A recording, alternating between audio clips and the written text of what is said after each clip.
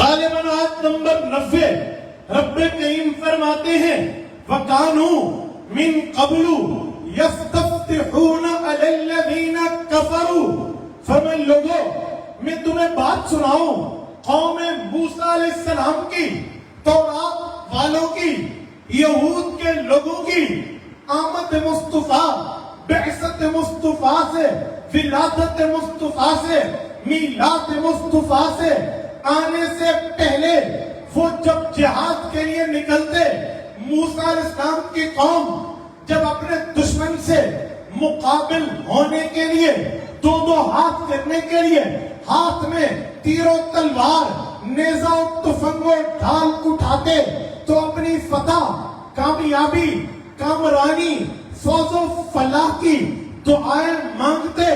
بہت سی دعائیں، اللہ کامیابی دے دے، اللہ کامرانی دے دے، اللہ کافروں پہ غلبہ دے دے، کئی دعائیں مانگتے. تو ان میں ایک دعا یہ بھی ہوتی وَكَانُوا مِن قَبْلُ يَسْتَفْتِحُونَ عَلَى الَّذِينَ كَفَرُوا اللہ محمد الرسول اللہ کے واسطے سے کافروں پہ فتح دے دے.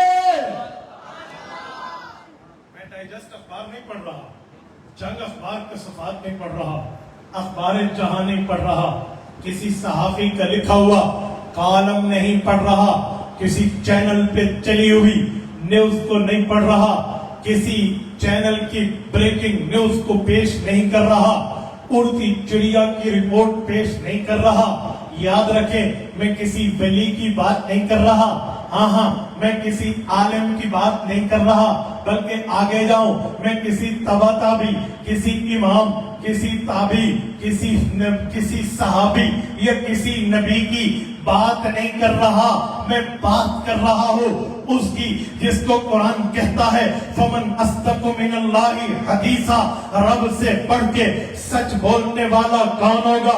میں بات کر رہا ہوں اس اللہ کی لا تبدیل لکلمات اللہ جس کے لیے قرآن کہتا ہے اللہ کے ہاں کلمات کی کوئی تبدیلی نہیں ہے. میں بات کر رہا ہوں اس اللہ کی ذات کی جس کا تعارف موسیٰ علیہ السلام نے دربار فرعون میں یوں کیا تھا لا یذل ربی ولا ینسا، میرا رب بھولتا بھی نہیں ہے، گمراہی بھی رب کریم کے یہاں نہیں ہے. میں بات کر رہا ہوں اس اللہ کی جس کا تعارف جلیل القدر نبی حضرت ابراہیم علیہ السلام نے نمرود وقت کے ظالم اور جابر بادشاہ کی آنکھوں میں آنکھیں ڈال کے فرمایا تھا ان اللہ یأتی بالشمس من المشرق فأت بها بین المغرب. میرا اللہ وہ طاقتیں رکھتا ہے جو مشرق سے سورج کو نکالتا ہے. اے نمرود ظالم تو کہتا ہے تو خدا ہے، تو الہ ہے، تو اللہ ہے، تو پھر تو سورج کو مغرب سے نکال کے دکھا دے. تو رب کا قرآن تیسرا پارہ دوسرا صفحہ اعلان کرتا ہے فبہت الذی کفر، آنکھیں پھٹی رہ گئیں، منہ کھلا رہ گیا، ہکا پکا رہ گیا، ہاتھ کے طوطے لالیاں چڑیاں اڑ گئیں اور نمرود بات نہ کر سکا. میں اس اللہ کی بات کر رہا ہوں جس قرآن کے نہ زبر میں شک ہے، جس قرآن کے نہ زیر میں شک ہے، جس قرآن کے نہ جزم میں شک ہے، جس قرآن کے نہ پیش میں شک ہے، جس قرآن کے نہ شد میں شک ہے، جس قرآن کے نہ مد میں شک ہے، جس قرآن کے نہ لفظ میں شک ہے، جس قرآن کے نہ حرف میں شک ہے، نہ پارے میں نہ سورت میں نہ منزل میں نہ رکوع میں نہ ربع میں نہ نصف میں کسی جگہ شک نہیں ہے. وہ کتاب جس کو شروع کرے تو رب اعلان کرے لا ریب فیہ کا اقرار کرو، اس میں شک کوئی نہیں، اس میں شک کی گنجائش کوئی نہیں. اس کلام کو پیش کر رہا، وہ کلام بتا رہا، ہمیں سنا رہا. اے مسلمان تو عقیدہ بنا وَكَانُوا مِن قَبْلُ يَسْتَفْتِحُونَ عَلَى الَّذِينَ كَفَرُوا. یہ لوگ کافروں سے لڑتے، قوم موسیٰ کافروں سے جہاد کرتی، واسطہ محمد الرسول اللہ کا دیتی، وسیلہ محمد الرسول اللہ کا دیتی، واسطہ حضور کا دیتی. تو یستفتحون ان کی فتح طلب ہو جاتی. باب استفعال ہے، الف سین تا، طلب نیڈ ضرورت حاجت کے معنی میں ہے. تو پتہ چلا حضور کی وجہ سے آسمانوں پہ ان کی فتح، کامیابی، کامرانی، فوز و فلاح کے ڈیسیجن لے لیے جاتے. تو میرا پاک نبی وہ ہے جو آنے سے پہلے اپنوں سے پہلے کی امت کو بھی تعارف بھی کراتا ہے، اس کے وسیلے سے رب فتح بھی عطا کراتے ہیں. تو میں نے کہا میرا پاک نبی وہ ہے جو آنے سے پہلے اپنا تعارف بھی رکھتا ہے، پہچان. میرے ساتھیوں، اس سے بھی بڑھ کے میں چوتھی دلیل بھی اللہ کے قرآن سے پیش کر رہا ہوں. رب کریم کے قرآن کو اٹھائیے، 26واں پارہ اٹھائیے، سورۃ فتح اٹھائیے، آخری رکوع اٹھائیے. رب کریم نے ارشاد فرمایا ہے، فرمایا محمد الرسول اللہ، محمد صلی اللہ علیہ وسلم اللہ کے رسول ہے. والذین معہ، جو ان کے ساتھ ہیں، اشداء علی الکفار، کافروں پہ سخت ہیں، رحماء بینہم، آپس میں رحم دل ہیں، نرم دل ہیں، بھائی بھائی ہیں، بھائی چارہ ان میں قائم ہے. اور فرمایا یہ کون ہے؟ فرمایا یاد رکھنا، رحماء بینہم تراہم رکعا سجدا، یہ وہ لوگ ہیں جو عبادت میں، رکوع اور سجدے میں خود کو مصروف و مشغول و محو رکھتے ہیں. کیوں؟ وجہ کیا ہے؟ عبادت کیوں کر رہے؟ کوئی لالچ ہے اس لیے کر رہے؟ فرمایا جی نہیں، یبتغون فضلا من اللہ ورضوانا، ان کی عبادت دکھلاوے پہ نہیں، ان کی عبادت ریاکاری پہ نہیں، ان کی عبادت کسی کے بل بوتے پہ نہیں، بلکہ وجہ یہ ہے یبتغون، ان کا دل چاہتا ہے، یبتغون فضلا من اللہ ورضوانا، اللہ انہیں اپنا فضل، اللہ انہیں اپنی رضا، اللہ انہیں اپنی خوش دلی دے دے، یہ اس لیے عبادت کرتے ہیں. اچھا پھر ان کی نشانی، ان کی علامت، ان کی پہچان کیا ہے؟ فرمایا سیماہم فی وجوہہم من اثر السجود، عبادت یہ کریں گے، ان کے چہروں میں نورانیت اللہ پیدا کرے گا. عبادت یہ کریں گے، ان کے چہروں پہ روحانیت اللہ پیدا کرے گا. ان کے چہرے عبادت کی وجہ سے چمک اور دمک رہے ہوں گے. یہ وہ لوگ ہیں، ذالک مثلہم فی التوراۃ ومثلہم فی الانجیل، ان کی مثالیں رب نے تورات میں ذکر کی ہیں، ان کی مثالیں رب نے انجیل میں ذکر کی ہیں. فرمایا ایک مثال تو یہ ہے کزرع اخرج شطأہ فآزرہ فاستغلظ فاستوى علی سوقہ یعجب الزراع لیغیظ بہم الکفار. وہ مثال، وہ ایگزامپل، وہ نشانی، وہ علامت یہ ہے. رب نے فرمایا جس طرح زمین سے بوٹی نکلتی ہے، کوپل نکلتی ہے، انتہائی ضعیف، انتہائی کمزور، اپنے اندر انتہائی ویکنس رکھتی ہے، پھر ایک کسان اس کی دیکھ بھال کرتا ہے، اس کو اچھائی کی طرف لاتا ہے، طوفان سے بچاتا ہے، ہواؤں سے حفاظت کرتا ہے، ہر بارش سے اس کو تکلیف سے نجات دلاتا ہے.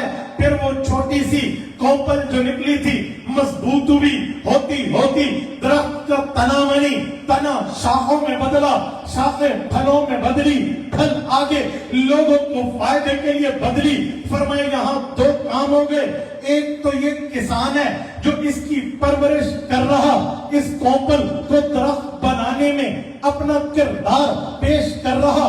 ایک یہ ہے، ایک کھیتی کا دشمن ہے، اس میں حسد میں اور لالچ میں اور نفرت میں، نفرین میں وہ جل رہا، بھونا جا رہا، اندر سے بغض و حسد کی آگ میں جل رہا. فرمایا دو چیزیں ہوئی تو محمد کریم علیہ التحیت والتسلیم نے بھی ان کو ایسے تربیت میں رکھا کہ یہ کمزور تھے، پھر مضبوط ہوئے.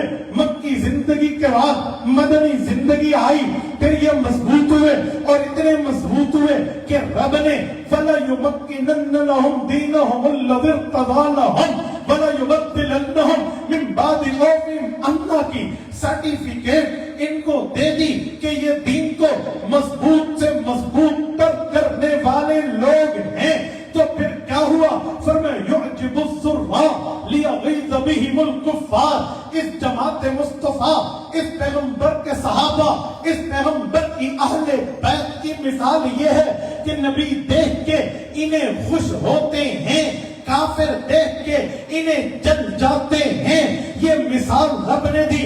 میں بات کر رہا تھا کہ میرا نبی وہ ہے جو آنے سے پہلے اپنا تعارف، پہچان، شناسائی، جان، انٹروڈکشن رکھتے ہیں۔ تو اس آیت کا محل استشہاد دو لفظ ہیں، ذالک مثلہم فی التوراۃ ومثلہم فی الانجیل۔ ان صحابہ اور ان کی نبی کی مثالیں اللہ نے قرآن اترنے سے پہلے تورات میں موسیٰ علیہ السلام پہ نازل کر دی، انجیل میں قرآن سے پہلے عیسیٰ علیہ السلام پہ نازل کر دی۔ پتہ چلا میرا پاک نبی وہ ہے، آیا نہیں ہے، کتابیں بھی جانتی ہیں، کتابوں والے بھی جانتے ہیں۔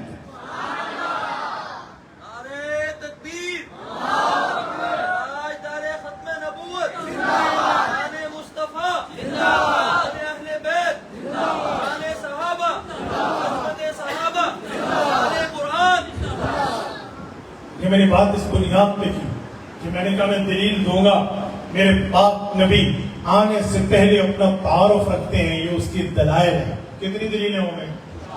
جزاک اللہ۔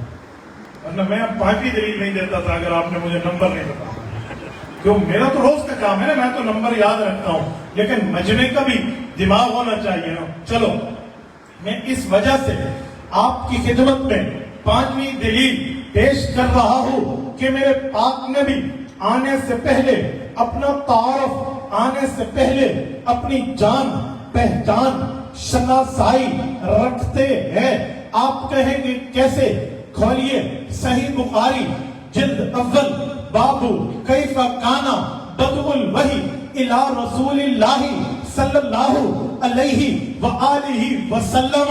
کھولیے امام بخاری، اس چیپٹر میں حدیث پاک لائے ہیں۔ اما جان اسلامی، ایمانی، قرآنی، مسلمانی اما جان حضرت ام المؤمنین اما خدیجۃ الکبریٰ رضی اللہ عنہا کا رسول اللہ سے عقد ہوا، حضور کی بیوی بنی، مومنوں کی ماں بنی۔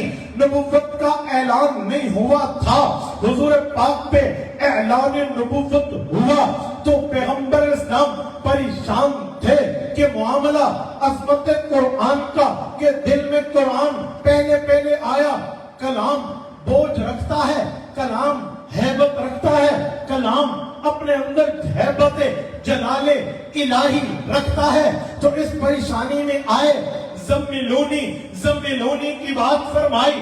حضرت اما خدیجۃ الکبریٰ رضی اللہ عنہا نے کمبل پہنا دیا، اپنے کزن کے پاس لے گئیں جن کا نام ورقہ بن نوفل تھا۔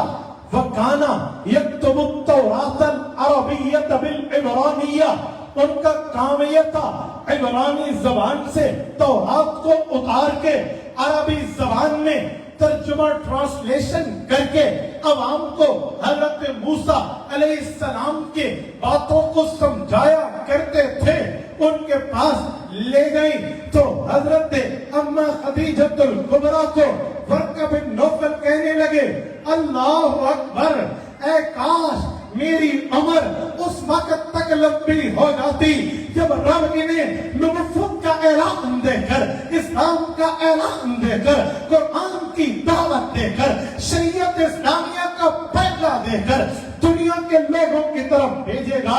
یاد رکھنا، ھذا ھو الذی جاء الی موسیٰ علیہ السلام، محمد الرسول اللہ کو فرمانے لگے، آپ ڈریے نہیں، میری کزن آپ کے نکاح میں آپ سے بھی میرا ایک رشتہ ہے، میں اس رشتے کی بیس بنیاد پہ آپ کو کہہ رہا، جو آپ کے پاس آیا کوئی جن نہیں ہے، یہ وہ عزت دار فرشتہ ہے جو موسیٰ علیہ السلام کے پاس آتا تھا، اب آپ کے پاس آیا۔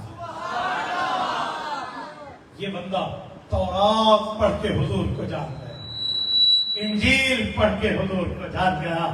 میرے دوستو، یہ 5ویں دلیل میں نے آپ کی خدمت میں رکھی کہ میرے پاک نبی آئے نہیں ہیں، آنے سے پہلے پہچان رکھتے ہیں۔ اتنا طویل مضمون ہے جسے کہتے ہیں ویری ویری لینتھی ٹاپک، اتنا طویل مضمون ہے، یقین مانیے इस पर दलाइल यूं हाथ बांध के सामने ठहरे होते हैं कि इसे बताओ तो इसे बताओ, इसे बताओ तो इसे बताओ। इतना तवील बंधन है कि मेरे पाक नबी आने से पहले अपना तारुफ रखते हैं। मैं बात को समेटते हुए आपकी खिदमत में जुमला कहने लगा हूँ। मेरे साथियों, हमारे नबी का मकाम बड़ा, मर्तबा बड़ा, दर्जा बड़ा, हैसियत बड़ी, वैल्यूज बड़े। मेरे नबी के रुतबात, मकामात, दर्जात और मोजज़ात बड़े। लेकिन याद रखें, निजात सिर्फ इस पे नहीं है कि मैं कहूँ हमारे नबी बड़ी शान वाले, मोहम्मद हमारे बड़ी शान वाले, हमारा नबी सा कोई नहीं। ये बात तो ठीक होगी, पर निजात सिर्फ इस बात पे नहीं है। निजात तो तब है जब हम इत्तिबा करें, निजात तो तब है जब हम इताअत करें, निजात तो तब है जब हुजूर पाक को फॉलो करें, निजात तो तब है जब पैगंबर को भी माने, पैगंबर की भी माने, पैगंबर का फरमान भी माने, तब जाकर निजात है। मेरे दोस्तों, आज तय करके उठो, जिस नबी को रब ने इतना रुतबा, मकाम और मर्तबा, दर्जा, हैसियत और वैल्यू दी है, आज के बाद सर तो कट जाएगा, नबी की इताअत में फर्क नहीं आएगा, नबी का हुक्म नहीं तोड़ा जाएगा, नबी का फरमान नहीं तब्दील किया जाएगा। अल्लाह की बात जो नबी बताएगा उसको लेंगे, जिससे रोकेगा उससे रुकेंगे, क्योंकि कुरान का ऐलान है, वमा आताकुमुर रसूलु फखुज़ूहु वमा नहाकुम अन्हु फंतहु। सूरत हशर आयत नंबर 7 पारा नंबर 28 सूरत का पहला रकू। रब ने फरमाया वमा आताकुमुर रसूलु फखुज़ूहु।